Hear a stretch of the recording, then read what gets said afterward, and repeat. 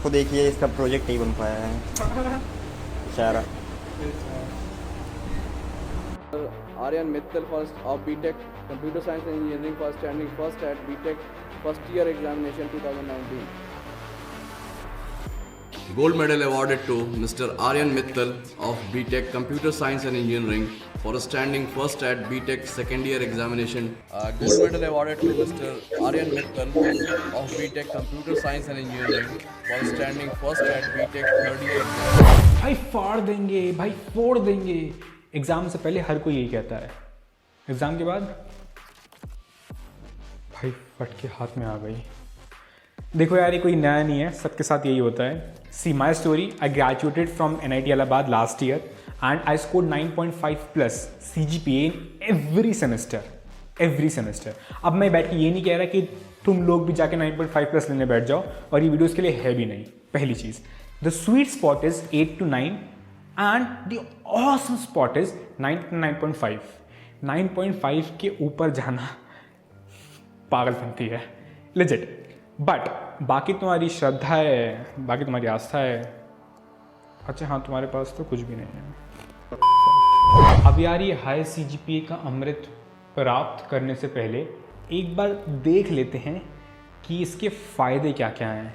अब देखो यार, मैं ये नहीं कह रहा कि अगर सपोज तुम्हारा हाई CGPA नहीं आया तो तुम कुछ कर नहीं सकते लाइफ में, ऐसा नहीं है। बट अगर आया, because it's easy to bring, अगर आया तो बहुत कुछ आसान हो जाएगा लाइफ में। मर्जी तुम्हारी, तुम्हें क्या आसान करना क्या नहीं। पहला पॉइंट, इससे क्या फ़ायदा होगा?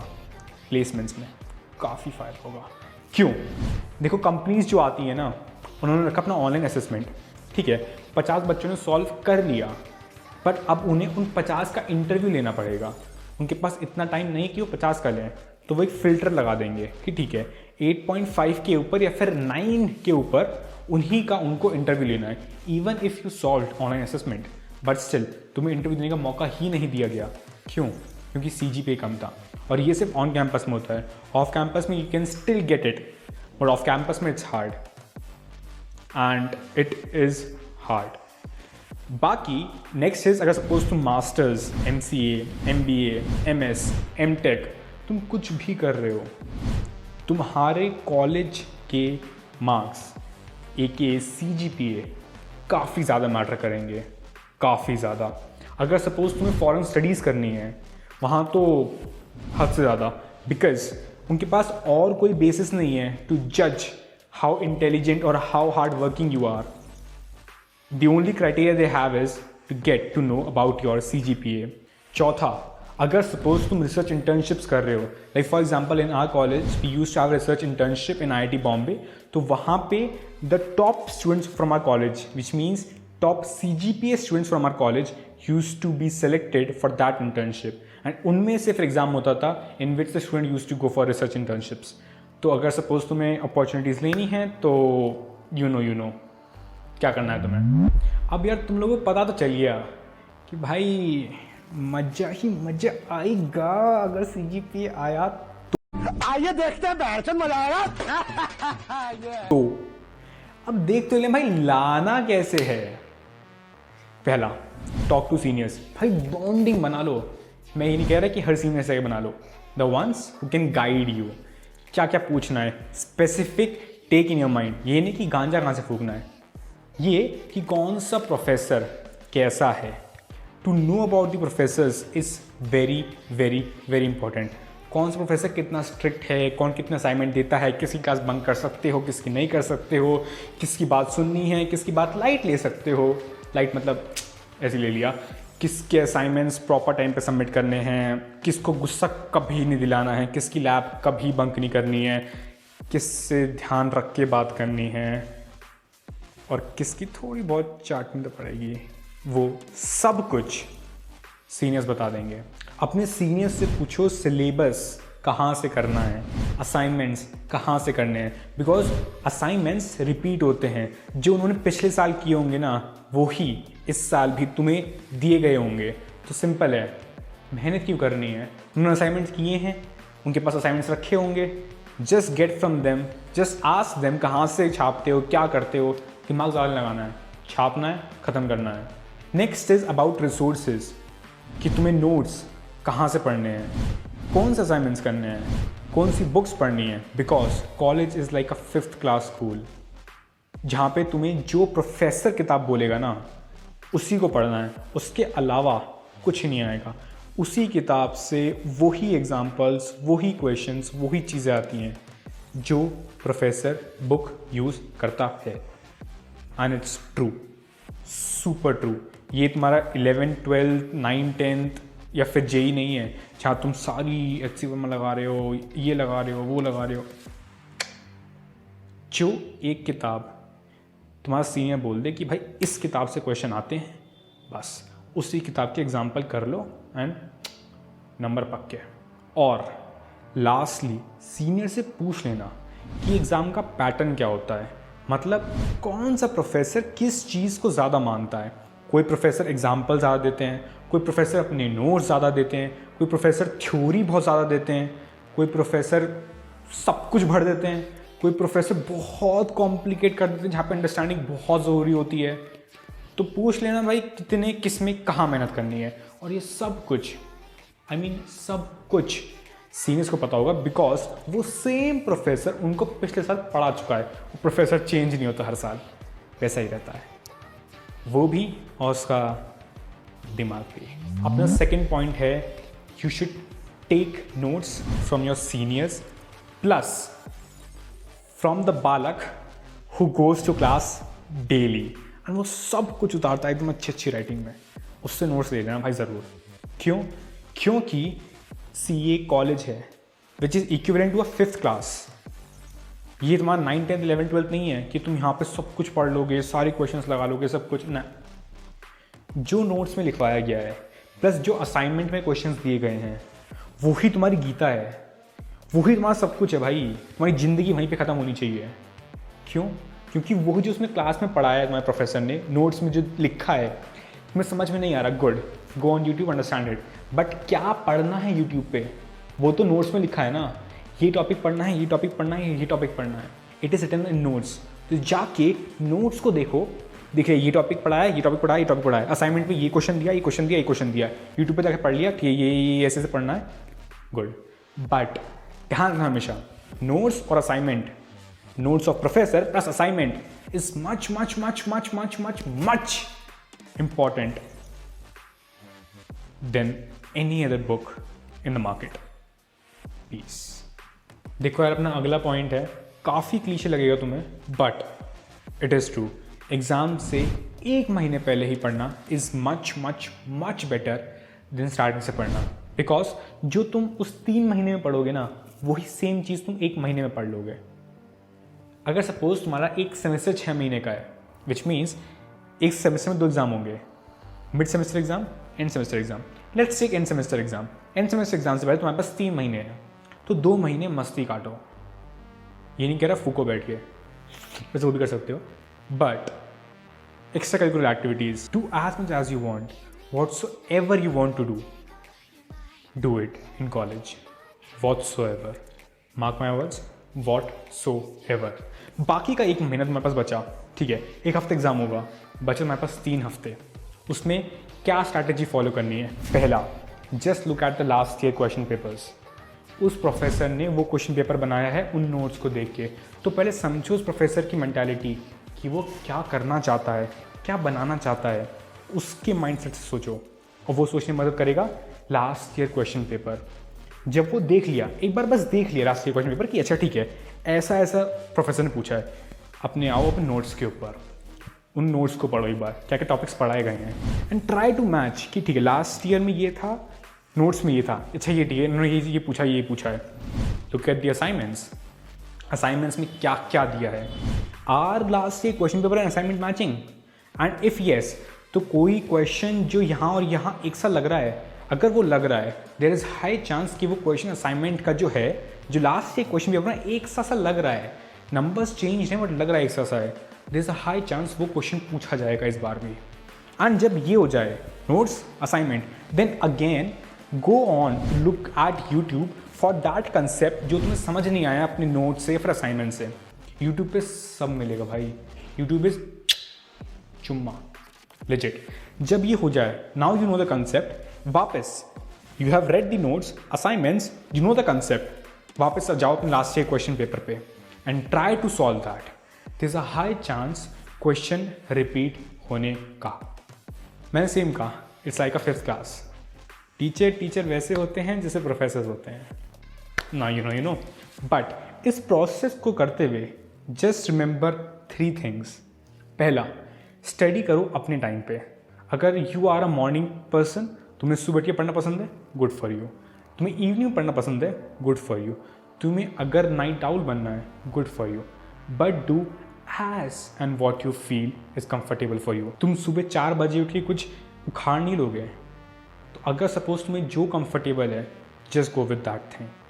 अगला, जब भी टॉपिक कोई पढ़ लो यूट्यूब से या फिर कैसे भी, just try to explain it to yourself कि तुम्हें वो एक्चुअली में समझ में आया है भी नहीं आया। अगर तुमने ये काम नहीं किया तो क्या होगा कि तुम वो टॉपिक जल्दी ही भूल जाओगे एंड फिर you won't be able to replicate that what you learn, what you studied in the actual exam. So it's much better एक बार खुद से ही रेप्लिकेट कर लिया, खुद को समझा के, अच्छा ठीक है ये ऐसे था, इसमें ऐसे ऐसे हुआ था, इसमें ऐसे ऐसे हुआ था, इससे ये आया था और इससे ये आ गया था। Good for you. जो topics you are struggling with, just ask your friend, भाई ये टॉपिक है, एक बार ही समझा दे। वो जो 1 घंटे में यूट्यूब वाला समझा रहा है, there is a high chance your friend can teach you the exact same thing in 15 minutes. तो I am not saying for every topic, because उसको भी पढ़ना है, तुम्हें भी पढ़ना है। तो जो टॉपिक्स थोड़े हार्ड हैं and you don't have time, जाके अपने फ्रेंड से पूछ लिया और उसने समझा जल्दी तुम्हें। ये चीज़ ध्यान रखना। यार हमने जान तो लिया कि एग्ज़ाम के लिए पढ़ना कैसे, एकदम ज़बरदस्त, बट वॉर में मारना कैसे है वो तो सुनते जाओ। सी, वेरी सिंपल, एग्ज़ाम में हर एक आंसर, व्हेन आई से हर एक, आई लिजिट मीन हर एक आंसर लिख के आना है, बिकॉज वो प्रोफेसर है, वो भी एक इंसान है, ही कैन मिस समथिंग। हो सकता है कि तुम्हें कोई आंसर नहीं आता हो, तुमने कुछ भी लिखा, व्हेन आई मीन कुछ भी, it means relative to that thing, something और the other, not exactly, you don't know exactly what it is, but कुछ वर्ड उसमें समझ में आ रहे हैं, कुछ तुमने पढ़ा है, लिख दिया।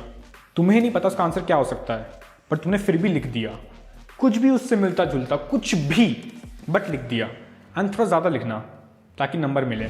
दूसरा, राइट थिंग्स इन पॉइंट्स, जहाँ पे पॉइंट्स बोले गए हैं, जहाँ पे नहीं बोले गए हैं वहाँ पे तुम पैराग्राफ्स भी लिख सकते हो, बट हमेशा try to write big, which means लगे कि हाँ तुमने एक क्वेश्चन के लिए ज़्यादा लिखा है।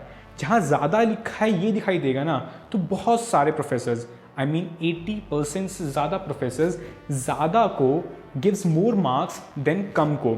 अगर मैं वही चीज़ कम में लिख दूँ, इतनी लिख दूँ, एंड से क्वेश्चन 5 नंबर का है, मुझे आता भी नहीं है, मुझे आता है सिर्फ 2 नंबर का, बट मैंने लिखा छोटा है तो मुझे कम नंबर मिलेंगे। अगर मैंने वही चीज़ जो 2 नंबर की है वो लिखी बहुत बड़ी है, तो हो सकता है कि मुझे 2.5 या 3 या मे बी 3.5 या 4 भी मिल सकते हैं। एंड अगर सपोज प्रोफेसर अलग ही दुनिया में हुआ तो 5 मिल सकते हैं। तो this always good write more and more. So इसलिए अपनी स्पीड बढ़ा लेना, ऐसा ना हो कि राइट मोर के चक्कर में तुम कुछ लिख ही ना पाओ। और इसमें एक last point, use jargons as much as possible. तुम्हें कोई भी जार्गन याद आ रहा है, तुम कोई भी जार्गन से कर पा रहे हो रिलेट, जस्ट ऐड इट।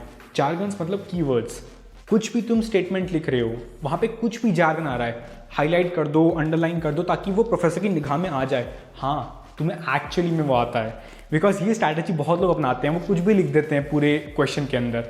अगर सपोज तुम जार्गन्स डाल दोगे तो प्रोफेसर को पीछे से एक हिंट आएगा कि हाँ वर्ड जार्गन है, मतलब जो लिखा होगा वो ठीक लिखा होगा।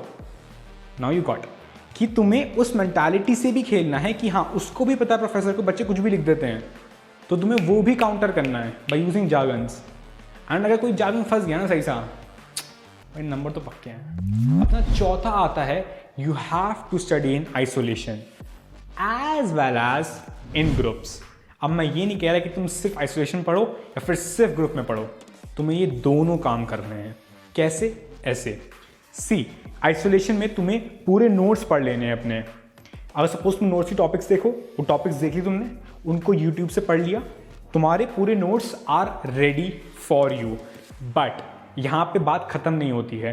अब तुम्हें सॉल्व करने हैं assignments, last year papers, books के एग्जाम्पल्स, बुक्स के क्वेश्चंस, या फिर जो भी तुम्हें प्रोफेसर ने इंपॉर्टेंट क्वेश्चंस मार्क करे हैं वो तुम अकेले सॉल्व नहीं कर सकते इतना कुछ। यहाँ पर आती है ग्रुप की पावर। कैसे? तुम 5 लौंडे हो, तुम और तुम्हारे 4 दोस्त, तुम हर एक एक क्वेश्चन उठा लो। असाइनमेंट का तुम एक क्वेश्चन कर रहे हो, वो एक कर रहा है, वो एक कर रहा है, वो एक कर रहा है, वो एक कर रहा है, प्रोवाइडेड वो क्वेश्चन ऑलरेडी लास्ट ईयर के सीनियर्स ने ना कराया हो और प्लस किसी और ने ना किया हो। It's brand new for all of you, means all of you. तुम्हें वो क्वेश्चन कहीं से नहीं मिला, तुम्हें वो करना पड़ा बिकॉज वो असाइनमेंट में है और वो नेट पे भी नहीं मिला।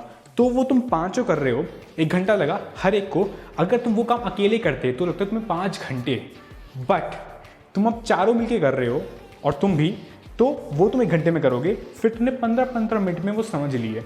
तो it reduced your 5 hours to 2 hours. तुम्हारे पास घंटे बहुत कम होते हैं, तो तुम्हें ये स्मार्ट स्ट्रैटेजी अपनानी है। Y problem solving? जस्ट सबको ये प्रॉब्लम दे दी और खुद भी ले ली और फिर सॉल्व करा एक साथ मिलके, so that you can just solve it faster and फिर एक दूसरे को समझा दिया। बट पढ़ना हमेशा अकेले है, लॉजिक समझना, नोट्स के टॉपिक्स को समझना from YouTube and all that stuff, एक बार खुद अकेले कर लोगे, it will be much easier and much faster to recall. तुम ग्रुप में एक बार रिवाइज कर सकते हो, बट स्क्रैच से पढ़ना आई विल नॉट रिकमेंड, वरना तुम मस्ती करते रह जाओगे एंड कहीं पहुंच नहीं पाओगे। देखो अपना 5वां है असाइनमेंट्स, लैब अटेंडेंस और प्रैक्टिकल्स। ये चीज़ हमेशा टाइम पे करनी है और सही से करनी है। क्यों? मैं ये नहीं कहा कि तुम इससे 5 नंबर, 15 नंबर, 20 नंबर प्रैक्टिकल के ये सब मिल जाएंगे, बहुत अच्छा हो जाएगा। ये तो मिलेगा ही मिलेगा, बट एक चीज़ और मैंने पहले बताई थी, राइट? अगर सपोज तुम्हें कुछ नहीं आता एग्ज़ाम में तो तुम कुछ ना कुछ लिख के आओगे। अब अगर प्रोफेसर को पता है कि तुम असाइनमेंट सबमिट करते हो, तुम प्रैक्टिकल सही करते हो, तुम आते हो क्लास में, लैब में आते हो, तो मतलब तुम पढ़ने वाले बच्चे हुए। पढ़ने वाला बच्चा हुआ, लिखा है एग्ज़ाम में, मतलब सही लिखा होगा। ये उसके दिमाग में at the back of his head चल रहा होगा। तो व्हेन ये चलता है उसके दिमाग में, तो फिर भी नंबर देने लगता है। अगर suppose by any chance number काटे भी एंड तुम जब शीट दिखा रहे हो तो तुम लेके गए उसके पास, सर ये ऐसे ऐसे है, there is a high chance number बढ़ा देगा। It's only because you have a reputation that you are a studious student. तो बस तुम्हें दिखाना है कि तुम स्टूडियस हो, तुम एक्चुअली में नहीं हो, पर तुम्हें दिखाना है कि तुम हो। उससे उसके दिमाग में बैठ जाएगा कि हाँ ये है। और दिखाओगे ऐसे असाइनमेंट्स सबमिट करके, चाहे तुम छापो, किसी से लिखवाओ, वो तुम्हारी हेडेक है, बट सबमिट कर देना। लैब चले जाना, प्रैक्टिकल्स दे देना। जस्ट जो चीज़ विजुअली तुम कर सकते हो, just do it and see the magic.